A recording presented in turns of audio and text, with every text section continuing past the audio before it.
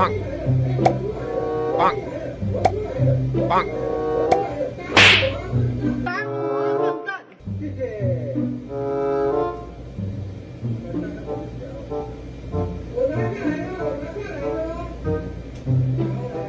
棒棒棒！打我笨蛋！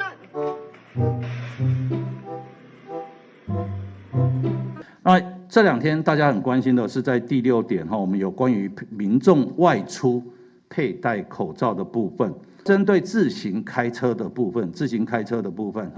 如果是2个人以上同车，那我们应要佩戴口罩。如果是自己一个人开车，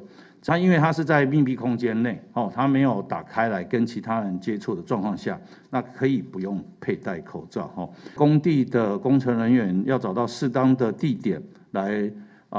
饮食跟喝水这个是基本的生活所需嘛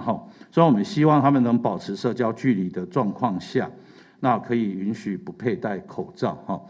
最近在 LINE 上面也另外有一则是每人补助疫情援助金1万元的这个讯息说从今年的2月1号开始，